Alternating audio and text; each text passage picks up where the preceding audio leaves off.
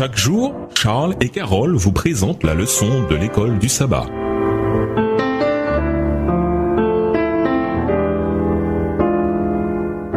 Bienvenue dans votre émission. Dieu nous parle. Nous voilà au mardi 26 juillet. Toute la recette. Vous êtes le sel de la terre. Matthieu 5, le verset 13 dans la version Tob. Dans ce passage, Jésus appelle ses disciples à être du sel, qui est un agent de transformation.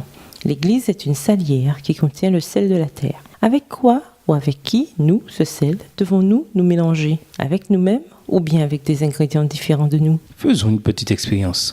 Remplissez un moule à pain avec seulement du sel et un autre moule de pâte à pain contenant du sel parmi ses ingrédients. Dans le premier moule, le sel est l'unique ingrédient de la recette. Après cuisson, le résultat ne sera pas très savoureux, encore moins mangeable.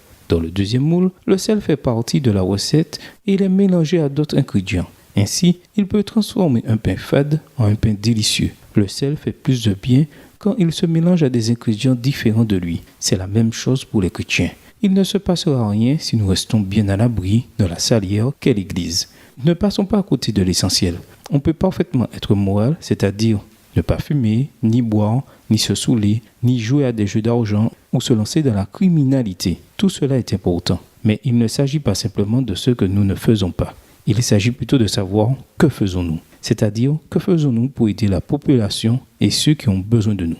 Relisons Matthieu 11, le verset 12. Que nous disent les textes suivants sur la réalité du grand conflit? Matthieu 11, verset 12. Depuis le temps de Jean-Baptiste jusqu'à présent, le royaume des cieux est forcé et ce sont les violents qui s'en emparent. Mais si le sel a perdu sa saveur, s'il n'y a qu'une simple profession de piété sans l'amour du Christ, cela n'est utile à rien. Aucune influence salutaire n'est exercée sur le monde. Revenons à l'image de la recette. Nous l'avons vu, si tout ce qu'on a, c'est du sel, ce n'est pas bon. En fait, un excès de sel dans l'alimentation peut être toxique. Le sel doit être mélangé avec des ingrédients différents, de sorte que si nous ressemblons au monde, ou même si nous sommes un peu trop comme le monde, nous ne ferons aucune différence dans ce monde.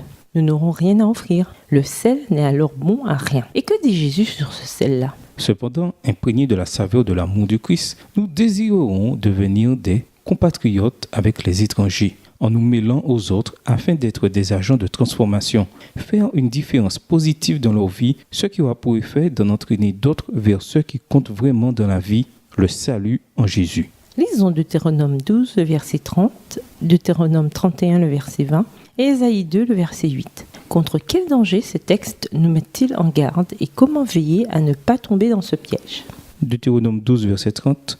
Garde-toi de te laisser prendre au piège en les imitant, après qu'elles auront été détruites devant toi. Garde-toi de t'informer de leur Dieu et de dire comment ces nations servaient-elles leur Dieu. Moi aussi, je veux faire de même. Deutéronome 31, le verset 20. Car je mènerai ce peuple dans le pays que j'ai juré à ses pères de lui donner, pays où coule le lait et le miel. Il mangera, se rassasiera, s'engraissera, puis il se tournera vers d'autres dieux et les servira. Il me méprisera et violera mon alliance. Ésaïe 2, verset 8. Le pays est rempli d'idoles. Ils se prosternent devant l'ouvrage de leurs mains, devant ce que leurs doigts ont fabriqué. Et nous vous laissons avec la question du jour. Comment le pardon améliore-t-il l'efficacité de l'évangélisation au sein de la communauté? Au revoir. Et à demain si Dieu veut. Dieu nous parle.